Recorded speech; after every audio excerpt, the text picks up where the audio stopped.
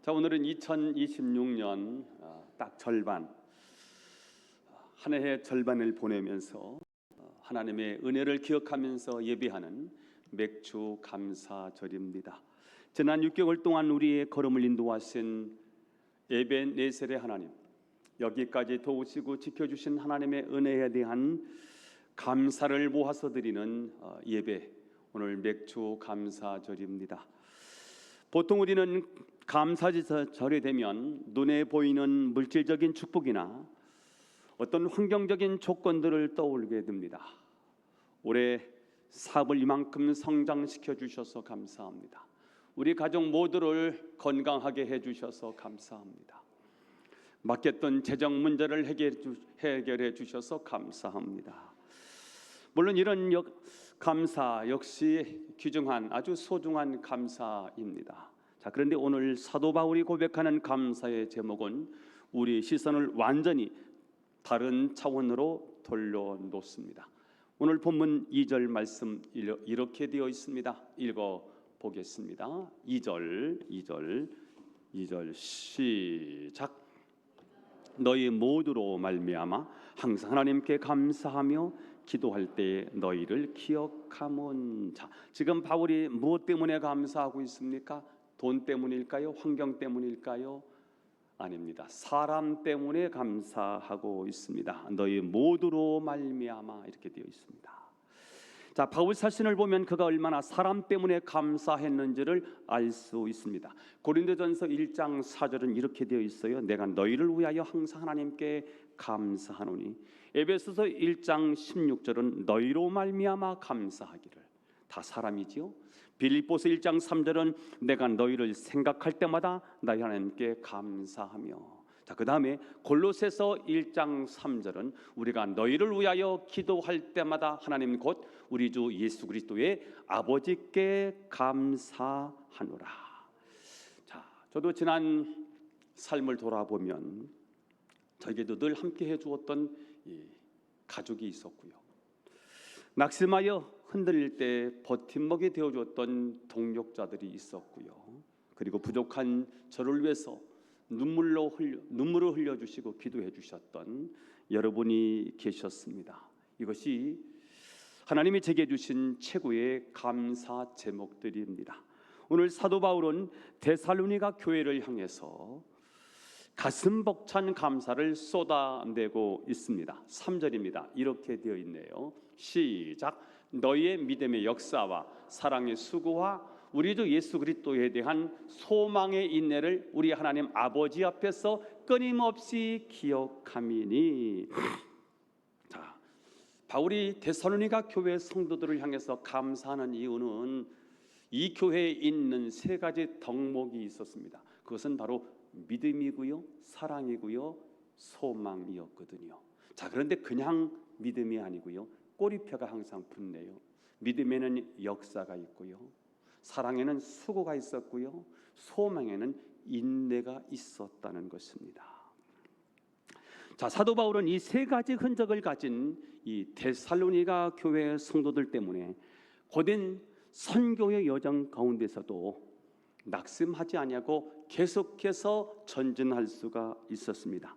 자, 오늘 맥주 감사절에 사도 바울이 데살로니가 교회 성도들을 향하여 고백했던 이 세 가지 감사 이유를 살펴보면서 왜 우리 곁에 있는 성도들이 내 삶의 가장 위대한 감사 제목인지를 한번 생각해 보려고 합니다. 첫 번째, 바울이 사도 이 데살로니가 교회 성도들에게 감사하는 첫 번째 이유는 그들은 내 곁에서 믿음의 역사를 보여주는 사람이기 때문에 감사합니다. 내 곁에 있는 이 사람이 믿음의 역사를 보여주었어요. 그게 너무 감사한 거예요.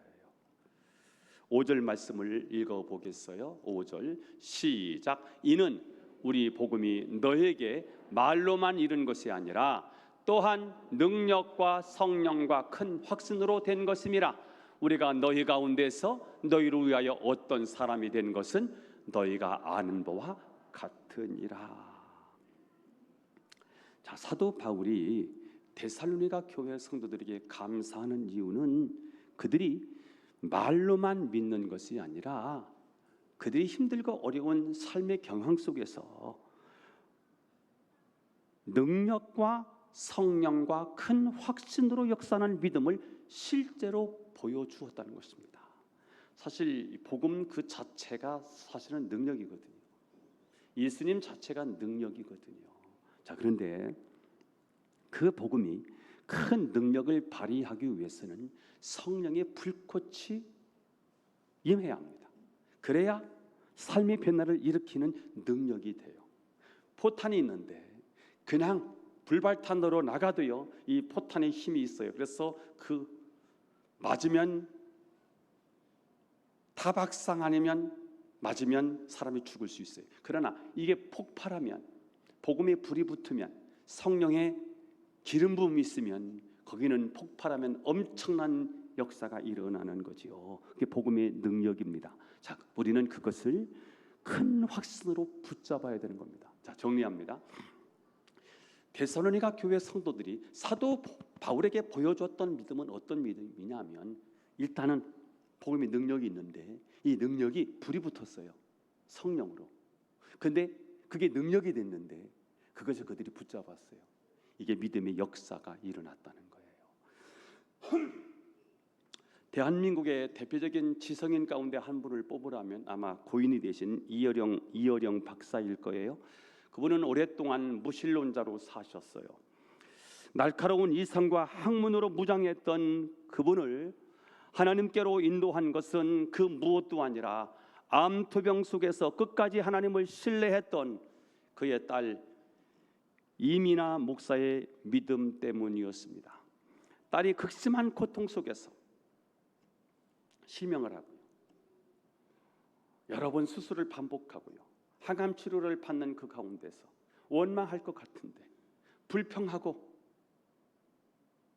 자기 스스로를 한탄할 것 같은데, 원망 대신에 아버지한테 이렇게 고백을 하는 거예요. 아빠, 나는 지금 너무너무 행복해요. 지금 하나님이 나와 함께 하시거든요. 죽음의 코앞에서 그가 해내는 고백들이죠. 이렇게 확신에 찬 고백을 건넸을 때 이 이어령 박사는 딸의 삶에서 증명된 살아계신 하나님을 보게 되었어요. 그리고는 결국 딸이 증거하는 그 하나님, 전능하신 하나님, 역사를 운행하시는 하나님, 창조주 하나님을 그는 붙들게 되고요, 그 앞에 무릎을 꿇고 예수님을 나의 구주로 영접을 합니다. 말뿐인 지식이 아니라 고난 속에서 온몸으로 살아낸 믿음의 역사가 결국은 한 영혼을 건져낸 것입니다. 사도 바울이 이 교회의 이 모습을 보고 감사하는 거예요. 제가 제주에서 목회했는데요, 그때가 어느 때인가를 한번 어저께 주보를 한번 쭉 찾아보니까 2008년에 있었던 일이더라고요. 신선미라고 하는 초등학교 선생님인데 남편을 따라서 교회를 온 거예요. 그냥 온 게 아니고요, 아파서 온 거예요. 질병이 지금 어떤 질병인가를 제가 잘 모르겠어요. 아무튼 희귀병인데 병명을 잘 찾아낼 수 없는 병을 앓고 있는 거예요. 제가 예배를 끝나고 나서 그 부부를 제 목양실로 불렀습니다. 그리고 제가 이렇게 도전했습니다. 오늘 내가 믿음으로 선포한다. 하나님이 신선미 선생님의 이 희귀병을 치료해 주실 거라고 난 믿는다. 하나님이 치료해 주실 텐데 이 치료를, 하나님의 치료를 인정하고 하나님께 감사하겠느냐라고 도전했어요. 그랬더니 예수, 그렇게 하겠습니다. 그래서 제가 머리에 손을 얹고 안수 기도를 해 주었습니다. 어떻게 기도했는지는 그때 상황을 잘 기억이 나지는 않아요. 제가 아마 간절히 기도한 것 같아요. 하나님, 이 불쌍한 이 선생님, 원인 모를 이 질병에 시달리는데 하나님 고쳐주십시오. 피 묻은 손으로 이 환부를 만지셔서 치료해 주십시오. 아마 이렇게 기도했던 것 같아요. 기도가 끝나고 났는데 이 자매가 눈을 뜨자마자 이렇게 저한테 고백을 했어요. 목사님, 하나님이 살려주신다는 확신이 생겼어요. 그리고는 그 다음 날 멋진 고백이 있었는데, 그 멋진 고백이 있으면 하나님이 살려줄 줄 알았는데, 그 다음 날 서울대학병원에 입원을 하기 위해서 제주공항에서 탑승 수속을 밟다가 이 선생님이 그냥 쓰러집니다. 그리고는 의식불명 상태에 빠져요. 그래서 한망원 병원이라고 제주에서 두 번째 큰 병원인데, 그 병원에 입원을 해서 중환자실에 들어가 있어요. 제가 매일같이 찾아가서 기도를 하는데요, 제가 기도하면 그 아버지 어머니가 중환자 그 실 앞에서 기다리고 있어요. 제가 들어가는데요, 목사님, 저희는요 믿을 게 없습니다. 목사님만 믿겠습니다. 이러는 거예요. 그래서 저를 믿으시면 안 됩니다. 전능하신 하나님을 믿으셔야 됩니다. 저는 기도할 뿐입니다. 하나님께 기도하는 겁니다. 그래서 들어가요. 기도하고 나오고요. 그러기를 제가 20일 정도가 지나서 저희 지방에 제주 평강교회가 집회가 열렸는데 낮 집회를 참여하게 된 거예요. 목사님이 설교를 마치고 나서 통성으로 기도하는 시간이 한 5분 10분 정도밖에 안 됐을 거예요. 제가 기도 제목이 있지 않습니까? 하나님, 신선미 선생님 고쳐주셔야 됩니다.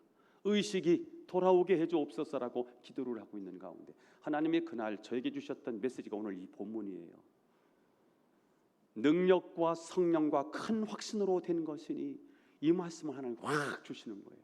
제가요 치료를 확신하고요, 하나님이 고쳐주시겠다는 큰 믿음이 확 왔거든요. 그리고 집회가 끝나고 나서요, 이제 점심 먹으러 막 가려고 하는데 남편으로부터 전화가 왔어요. 목사님, 깨어났습니다. 저는 그냥 아파서 어떻게라도 해보려고 교회 온 줄 알았는데, 그날 그가 믿음으로 기도했고요, 믿음으로 한 그의 기도에 하나님께서 믿음의 역사를 그에게 체험하게 해주셨더라고요. 우리 주변에도 이런 분들이 많이 계십니다. 큰 병이 걸리고 사업이 부도가 나고 가정의 위기를 만났음에도 불구하고 예배의 자리를 지키면서 하나님은 여전히 선하시다, 하나님은 여전히 살아계시다, 하나님은 여전히 전능하신 하나님이시다라고 고백하는 성도들이 우리 주변에 있다는 거예요.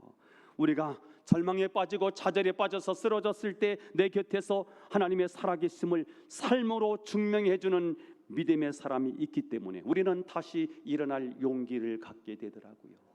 저는 목회하면서 이런 교인들을 발견하면서 제가 얼마나 힘을 얻는지 몰라요. 무엇을 가져와서 무엇을 주어서 제가 행복한 게 아니라 여러분들이 믿음으로 서는 모습을 볼 때 저는 너무 감사한 거예요. 그것이 저에게 너무 큰 기쁨인 거예요. 이번 맥주감사절을 맞이하면서 여러분의 삶에 누군가에게 하나님의 살아계심을 보여주는 위대한 믿음의 역사가 있기를 예수님의 이름으로 축원합니다. 여러분의 믿음 때문에 누군가를 감사할 수 있는 그런 믿음을 소유하게 되기를 주 예수님의 이름으로 축원합니다. 사도 바울이 감사는 두 번째 이유입니다. 나를 위해 사랑의 수고를 아끼지 않는 사람이 내 곁에 있기에 감사합니다. 여러분, 사랑은 머리가 아니라 몸이라고 말해요. 사랑은 명사가 아니고요, 사랑은 동사래요. 사랑은 이론적인 어떤 관념이 아니고요, 실제 손발이 움직이는 것을 사랑이라고 말한대요. 진짜 사랑은 반드시 땀방울이 있고요, 눈물이 있고요, 기꺼이 대가를 지불하는 수고가 따르게 마련입니다. 사도 바울은 자신을 위해서 그리고 교회를 위해서 눈물과 땀을 흘리면서 사랑의 수고를 다했던 이 데살로니가 성도들을 기억할 때마다 가슴이 미어지도록 감사했습니다. 저는 목회를 하면서 교인들을 보면서 감사할 일이 참 많지요. 참 바쁜 일정을 살아요. 그런데 교회에 와서 일주일에 한 번 청소하고 가더라고요. 교회를 사랑하지 않으면 정말 짜증나는 일이지요. 내 바쁜 일들을 다 내려놓고 교회에 와서 한번 청소하고 가는 거예요. 당번들이 정해져서 그렇게 합니다만은 그렇게 하는 수고를 보면서 늘 감사한 마음이 있고요. 오늘 맥주 감사절이라고 그래도 우리끼리 한번 맛있게 먹어야 되지 않을까. 그래서 여선교회가, 제가 시키지 않았어요, 여선교회가 자발적으로 한번 점심 식사를 맛있게 좀 준비를 해보겠대요. 참 감사하지요. 그리고 어제부터 나와서요 수고하고 오늘도 일찍 나와서 수고해서 점심 식사 맛있게 준비했어요. 한 번도 빠짐없이 다 드시고 가셔야 돼요. 이분들의 수고를 꼭 기억하셔서 감사하는 마음으로 드셨으면 좋겠어요. 눈물 매렵지요. 감사하죠. 우리 교우들을 보면서 참 저는 감사한 일이 많고요. 고등학교 3학년을 둘 어머니들의 수고 여러분 주변에서 보실 거예요. 아이들이 짜증을 내요. 그 짜증을 고등학교 3학년이라고 다 봐줘. 공부하는 아이 곁에서 엄마가 새우잠을 자면서 그것을 지켜봐줘. 특히 수능 날에는 이른 아침부터 도시락을 싸서 아이들을 시험장에 보내놓고 그냥 있잖아요. 종일 마음을 졸이면서 기도합니다. 왜 그렇게 할까요? 자식을 목숨처럼 사랑하거든요. 사랑하는 데는 헌신이 있고요. 그 헌신이 하나도 무겁지 않아요. 사랑하기 때문이죠. 사랑에는 반드시 수고가 있어요. 부모들은 참 그래서 위대합니다. 그러나 여러분, 우리가 일평생 행한 사랑의 수고가 고장 내 핏줄, 내 사랑하는 자식만을 향한 것에 머물러 있다면 우리 인생은 너무나 초라하지 않습니까? 예수님의 십자가 사랑을 경험한 자들은 그 사랑의 지경을 넓힐 필요가 있습니다. 저는 여러분이 그 사랑의 흔적이 넓어져서 곳곳에 사랑의 열매가 맺혀지기를 축복합니다. 미국 한 도심지에 한 교회가 있는데 그 교회에 지독하리만큼 알코올 중독에 빠진 한 젊은이가 등록을 하게 됐습니다. 그는 삶이 완전히 망가진 상태에서 교회에 온 거예요. 교회에 와서 예배 드릴 때마다 술 냄새가 풍기기 때문에 다른 사람들이 다 회피합니다. 하지만 한 권사님은 매주 그 청년을 자신의 차로 데려다 주고요, 밤중에 청년이 술에 취해 난동을 부린다는 연락이 오면 언제든지 달려가서 수습해 주곤 했습니다. 주변 사람들이 이렇게 물었습니다. 아니 왜 그렇게까지 서서 고생을 합니까? 그때 그 집사님이 웃으면서 이렇게 말했습니다. 예수님이 저를 건지실 때 하신 수고에 비하면 아무것도 아닙니다. 이 청년이 예수님의 사랑을 알 수만 있다면 제 시간과 제 에너지는 얼마든지 쓸 수 있습니다. 그렇게 3년의 긴 시간 동안 이 권사님, 이 집사님의 지치지 않는 사랑의 수고 끝에 청년은 마침내 알코올 중독을 끊게 되고요, 신학교에 들어가게 되고요, 이제는 목사가 되고요, 지금은 알코올 중독자를 치료하는 목회자가 되었다는 것입니다. 한 사람의 사랑의 수고가 위대한 한 사역자를 만들어내더라고요. 사랑하십니까? 그러면 거기에는 수고가 있어야 됩니다. 사랑은 말이 아니라고요. 사랑은 삶입니다. 사랑은 명사가 아니래요. 사랑은 동사래요. 사랑은 머리로 하는 게 아니래요. 우리 몸으로, 손으로, 발로 하는 거래요. 사랑하기 때문에 대가 지불이 있는 거지요. 여러분, 오늘 우리가 이 자리에 무너지지 않고 당당히 서 있는 것은 결코 우연이 아닙니다. 내가 방황할 때, 내가 영적으로 메말랐을 때 나를 위해서 뒤에서 남몰래 눈물을 흘리면서 사랑의 수고를 베풀어 주신 영적인 멘토가 있었을 거예요. 나를 위해서 수고해주고 말 한마디라도 따뜻하게 건네주었던 목자가 있었을 거예요. 여러분들을 위해서 손이 가고 발이 가면서 애쓰고 수고해주었던 사랑하는 교우들이 있었을 것입니다. 오늘 이 시간 나를 위해 시간과 물질을 베풀어주고 기도의 대가를 지불해준 그 사람들을 한번 떠올리면서 뜨거운 감사를 회복한 날이 되었으면 좋겠어요. 오늘 이 자리에 오기까지 그냥 온 사람 하나도 없어요. 사랑하는 부모님들이 털을 닦아주었고요, 내가 이만큼 성장할 수 있도록 길러주시고 이끌어 주셨기 때문에 가능하고요, 내가 오늘 이 자리에 온 것은 나 홀로 서기로 가능한 것이 아니라 나를 위해서 누군가가 기도해 주는 사람이 있어서 오늘 이 자리에 앉게 된 것이고요, 나를 위해서 사랑해 줬고 헌신해 줬던 그 사람이 있었기에 오늘 이 자리에 내가 있다는 사실이지요. 그를 기억하면서, 그 사람을 기억하면서 감사를 회복하는 복된 날이 되기를 예수님의 이름으로 축원합니다. 한 가지 더, 바울이 데살로니가 교회 성도들에게 감사하는 세 번째 이유는 그들은 고난 중에서도 소망의 인내로 묵묵히 자리를 지켜주는 사람이기 때문에 감사합니다.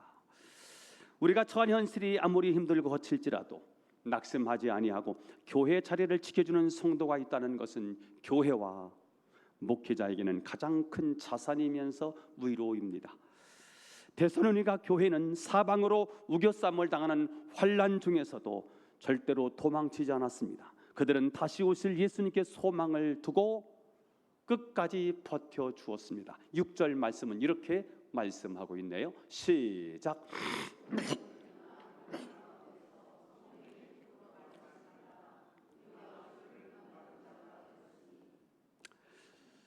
그들은 고난을 악으로 깡으로 억지로 참아낸 것이 아니라는 거예요. 다시 오실 주님, 그분을 소망하는 거예요. 그리고 우리에게 주어질 영광스러운 천국 소망이 너무너무 확실하기 때문에 오히려 성령이 부어주시는 초자연적인 기쁨으로 그 환난을 넉넉히 이겨내면서 인내할 수 있었다는 것입니다. 나 무엇과도 주님을 바꾸지 않으리. 다른 어떤 은혜 구하지 않으리. 오직 주님만이 내 삶의 도움이 있으니 주님 얼굴 보기 원하네. 힘들고 어려울 때 그분을 바라보는 거예요. 무엇과도 바꿀 수 없는 그분이에요. 내 인생의 삶의 주인이 되어주신 그분이에요. 그분 얼굴 보기 원하네. 세계적인 지휘자 레너드 번스타인이라고 하는 유명한 지휘자가 있는데 이분에게 한 기자가 이렇게 질문했습니다. 오케스트라에서 가장 연주자를 찾기 어려운 악기는 무엇입니까? 번스타인은 이렇게 대답했습니다. 제2 바이올리니스트요. 주목받는 제1 바이올린을 연주하는 사람들은 차고 넘칩니다. 하지만 그 누구에게도 스포트라이트를 받지 못하고 주목받지 못하면서도 제1의 바이올린을 뒷받쳐주며 묵묵히 제자리를 지켜지는 제2의 바이올린을 연주하는 사람을 찾기는 너무너무 어렵습니다. 하지만 제2의 바이올린을 연주하는 그들의 인내와 받쳐줌이 없었다면 오케스트라의 음악은 결코 완성될 수 없습니다. 여러분, 우리는 인생의 시련의 겨울을 만날 때가 있습니다. 삶이 무너지든지 사업이 무너지든지 우리 가정이 화목이 깨지든지 아니면 직장에 문제가 있든지 내 삶에 어떤 큰 질병이 찾아오든지 인생의 시린 겨울을 만날 때 우리는 절망하고 좌절하지요. 왜 나만 주목받지 못하는 제2의 바이올린처럼 살아야 합니까? 왜 알아주는 사람이 없는 이 자리에서 나는 혼자 이 고생을 해야 합니까? 그러나 여러분, 우리가 낙심하지 말아야 할 것은 우리가 누구를 믿습니까? 전능하신 하나님을 믿습니다. 그분은 지금도 살아계시죠. 왜 나만 겪는 고통이냐고 불평하지 마세요. 고난의 뒤편에 있는 주님이 주실 축복 미리 보면서 감사하세요. 너무 견디기 힘든 지금 이 순간에도 주님이 일하고 계시잖아요. 남들은 지쳐 앉아 있을지라도 당신만은 일어서세요. 힘을 내세요. 힘을 내세요. 주님이 손잡고 계시잖아요.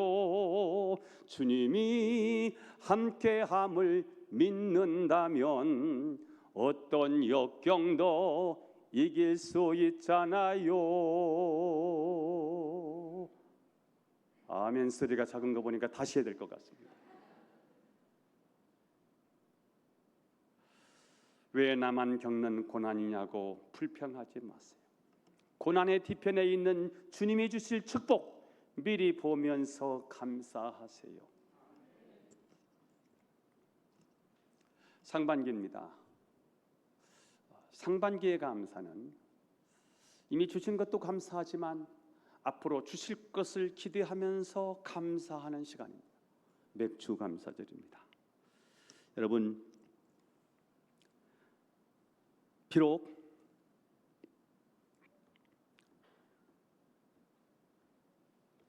절망하고 좌절할 수밖에 없는 상황이지만 아무도 알아주는 사람이 없지만 그러나 주님을 향한 소망을 품고 지금도 묵묵히 예배의 자리, 기도의 자리, 이름 없는 봉사의 자리를 지켜내는 성도들이 계세요. 여러분이 묵묵히 보여주시는 그 소망의 인내야말로 우리 교회가 지탱하는 위대한 버팀목이고 제가 가장 감사하는 기도 제목이기도 합니다. 오늘 말씀을 정리하겠습니다. 찬양사역자들 다 앞으로 나오시겠습니다. 자, 이번 맥주 감사절에는 눈에 보이는 환경이나 물질의 열매만을 세어보던 얕은 감사의 수준을 뛰어넘기를 바랍니다.